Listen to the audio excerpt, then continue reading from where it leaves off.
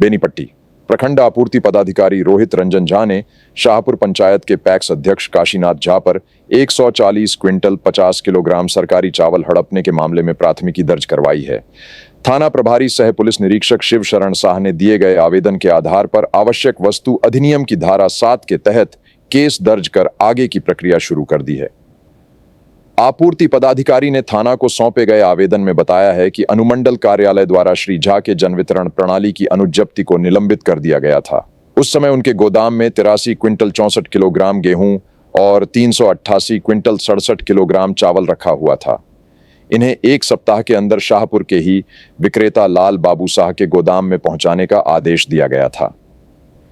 13 जून तक उन्होंने केवल 83 क्विंटल 64 किलोग्राम गेहूं और 248 क्विंटल 17 किलोग्राम चावल ही भेजा। आपूर्ति पदाधिकारी ने कहा कि डीलर लाल बाबू शाह से मिले रिपोर्ट को देखने के बाद यह तय हुआ कि 140 क्विंटल 50 किलोग्राम सरकारी चावल गबन किया गया है, जिस पर काशीनाथ झा के खिलाफ प्राथमिकी कराई गई है। अगली बड़ी खबर, मधुबनी लगातार बढ़ती गर्मी और चिपचिपे मौसम को ध्यान में रखते हुए जिला अधिकारी आनंद शर्मा ने जिले के सभी निजी स्कूलों, प्री स्कूल सहित में कक्षा 8 तक की पढ़ाई को 21 जून तक बंद करने का आदेश जारी किया है। उन्होंने अपने निर्देश में साफ किया है कि यह आदेश 16 जून से प्रभाव में आएगा और 21 जून तक लागू रहेगा। यह बात भी अहम है कि इस समय सभी सरकारी विद्यालयों में गर्मी की छुट्टियां चल रही हैं। इस तीव्र गर्मी को देखकर जिला अधिकारी का यह निर्णय सराहना योग्य है। अगली बड़ी खबर, कलुआही प्रखंड के लोहा गांव के मद्रास टोल स्थित तालाब में मुख्यमंत्री क्षेत्र विकास योजना के अंतर्गत योजना और विकास विभाग की ओर से 6 लाख रुपए की लागत से बनाए गए नए घाट का उद्घाटन स्थानीय विधायक और पूर्व मंत्री विनोद नारायण झा ने फीता काटकर किया। इस अवसर पर घाट के उद्घाटन के बाद आयोजित नुक्कड़ सभा को कलुआही भाजपा पश्चिमी मंडल अध्यक्ष शशि कुमार साहू की अध्यक्षता में और पूर्वी मंडल अध्यक्ष मुकेश सिंह के संचालन में संबोधित करते हुए पूर्व मंत्री श्री झा ने कहा कि केंद्र और राज्य दोनों में चल रही एनडीए सरकार में लगातार तेजी से विकास हो रहा है।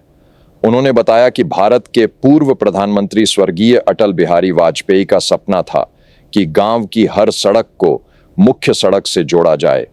इसी लक्ष्य के साथ पूरे देश में और खासकर बिहार के हर कोने में सड़कों का जाल बिछाया जा रहा है। अगली बड़ी खबर, लोहा पंचायत के लोहा गांव के मद्रास टोल के इस तालाब में स्नान घाट बनाए जाने की मांग लंबे समय से स्थानीय लोग कर रहे थे। इस घाट के बन जाने से अब आसपास के लोगों को काफी सुविधा होगी। इस मौके पर भाजपा कार्यकर्ताओं ने स्थानीय विधायक श्री झा और अन्य आमंत्रित अतिथियों का पारंपरिक तरीके से मिथिला की पाग, माला और गमछा से स्वागत किया और तालाब में स्नान घाट बनने पर खुशी जाहिर की।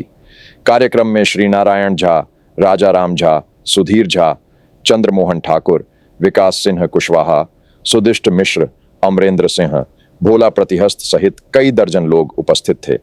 अगली बड़ी खबर, रहिका मैथिल समाज रहिका के महासचिव प्रोफेसर शीतलांबर झा की अगुवाई में मिथिला और मैथिली भाषा से जुड़े लोगों की एक बैठक बुलाई गई। इस बैठक में यह तय हुआ कि मिथिला अस्मिता बचाओ महापंचायत 2 का आयोजन बाबा विद्यापति की जन्मस्थली बिस्फी में 16 जून को किया जाएगा। प्रोफेसर झा ने कहा कि बिस्फी के विधायक हरिभूषण ठाकुर बचौल ने मिथिला राज्य निर्माण को लेकर जो अपमानजनक और निंदनीय टिप्पणी की है, उसके विरोध में यह महापंचायत की जाएगी। इस आयोजन को मिथिला और मैथिली से जुड़ी कई संस्थाओं के सहयोग से आयोजित किया जा रहा है, जिनमें मैथिल समाज रहिका, मिथिला स्टूडेंट्स यूनियन मधुबनी, विद्यापति स्मारक समिति बिस्फी, चेतना समिति पटना, विद्यापति सेवा संस्थान दरभंगा, मैथिली साहित्यिक समिति मधुबनी, विद्यापति सेवा संस्थान सरहद पंडौल और मिथिलांचल सर्वांगीण संस्थान बेनीपट्टी शामिल हैं। इन संस्थाओं के पदाधिकारी भी इस महापंचायत में भाग लेंगे। अगली बड़ी खबर, मधुबनी अति पिछड़ा और अनुसूचित जाति संयुक्त मोर्चा के बैनर तले एक कार्यक्रम का आयोजन किया गया, जिसमें रहिका प्रखंड इकाई का गठन किया गया। आमसमा की प्रखंड स्तर की बैठक और केंद्रीय कार्यकारिणी की महत्वपूर्ण बैठक साथ साथ की गई। इस बैठक का संचालन पूर्व प्रमुख प्रभा पासवान ने किया और अध्यक्षता केंद्रीय कार्यकारिणी के सदस्य अशोक कुमार चौधरी ने की। बैठक में संगठन के कई वरिष्ठ और सक्रिय कार्यकर्ता शामिल हुए। मौके पर केंद्रीय सचिव श्याम पासवान, कोषाध्यक्ष रामविलास पासवान, संगठन सचिव ललित मुखिया और दिलीप मुखिया को आने वाले कार्यक्रमों की विशेष जिम्मेदारियां दी गईं। साथ ही संगठन को मजबूत और पारदर्शी बनाने के लिए योजनाएं बनाई गईं। बैठक में शामिल लोगों में रिटायर्ड एडीएम विनोद कुमार, गणेश मंगल, सुरेश प्रसाद चौधरी, रामचंद्र शर्मा, डॉक्टर विजय पासवान, राजेंद्र प्रसाद, दिलीप राम, श्रीचंद्र सदाय, घनश्याम पासवान, सुखदेव और सुधी किरण आदि मौजूद थे। इस दौरान सामाजिक न्याय, शिक्षा, सरकारी योजनाओं की पारदर्शिता, दलित और गरीब वर्गों के सशक्तिकरण और संगठन की मजबूती जैसे मुद्दों पर गहराई से बातचीत हुई। वक्ताओं ने कहा कि आम सभा का उद्देश्य समाज के सबसे पीछे खड़े व्यक्ति को उसका अधिकार और न्याय दिलाना है। सभी पदाधिकारियों ने संगठन को और आगे बढ़ाने का संकल्प लिया। अगली बड़ी खबर, कलुआही। मुख्य पश्चिमी कोशी नहर में डूबने से एक बालक की जान जाने की आशंका जताई गई है।